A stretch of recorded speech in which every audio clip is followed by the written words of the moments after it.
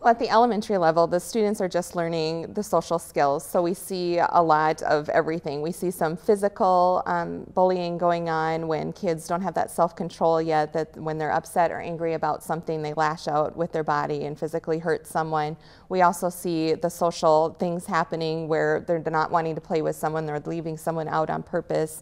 Or you see them like doing things like moving over in the lunch line so that they don't have to sit by a certain person. So we see things like that happening at the elementary level, but we also do start to see some of the technology coming into play with the older elementary students having cell phones and those other technology pieces. So we also start to see some of that.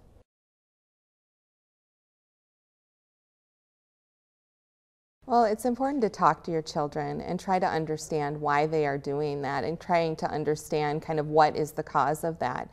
And if they say something like, well, I don't like that person because they smell, or because their hair is like this, or because this, look at what the reason is and then talk to them about that reason. Is it a diversity issue? Do they not understand that everybody can be different? Is it an understanding of diversity in appearance, that the person looks different than them? Is it a misunderstanding of diversity in talents? Is that person maybe not as good at them as them at playing sports or reading, or is there a misunderstanding there? Or is it a diversity of that person is just really different than me in the things that they like to do?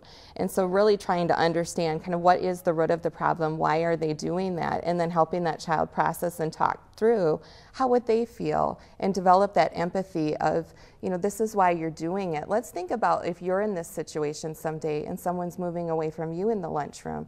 How would you feel? Would you like that? What would you want mom to do if someone was doing that to you? And process that with them and help them develop those skills so that they know that that's not an appropriate behavior, but helping them understand why they're doing it and why they shouldn't be doing it.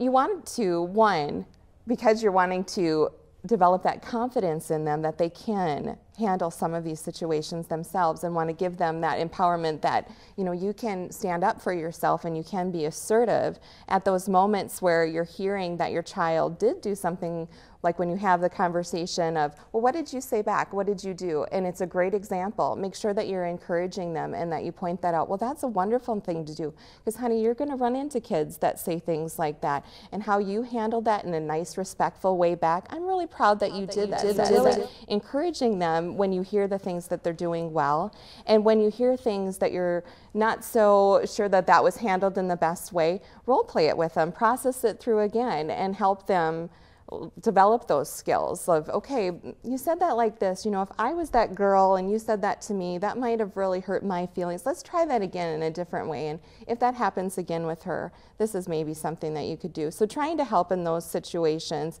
but also too, trying to understand that kids are telling you things one-sidedly. And when they do that, they're saying from their perspective kind of what happened. And as a parent, also stepping back and understanding that these children are still young at the elementary level, and that, yes, there are kids that are trying to develop their social skills also, and that your child may be interacting with them and trying to encourage them to help that other student develop those social skills too, because they're still learning how to do that at the elementary level, particularly. I mean, they're young kids, and that's why they're there, is they're learning how to interact with others. That's one of those key things.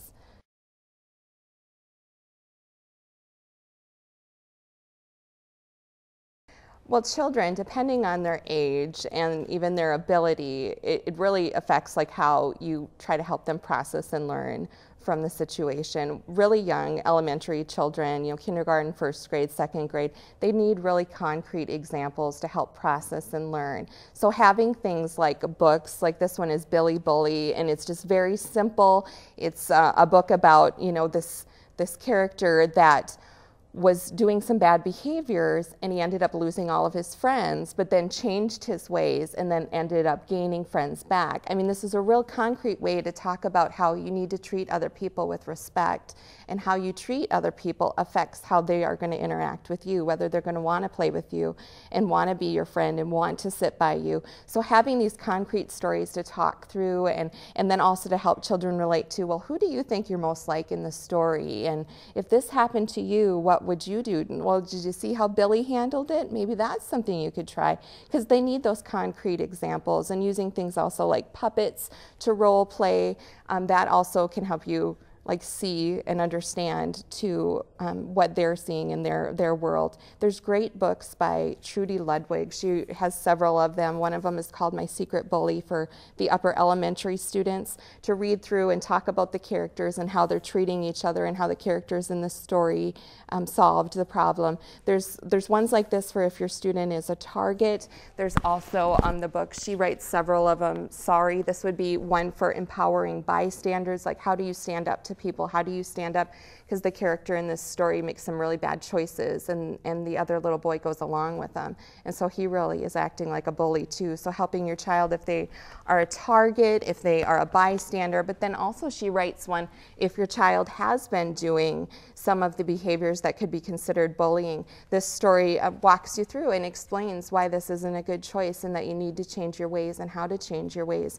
So it's written at an elementary level so that students are able to understand the words in there and relate to the characters and be able to figure out kind of what they need to do related to the stories. So Trudy Ludwig is the author, and she's a really good author that writes about this topic.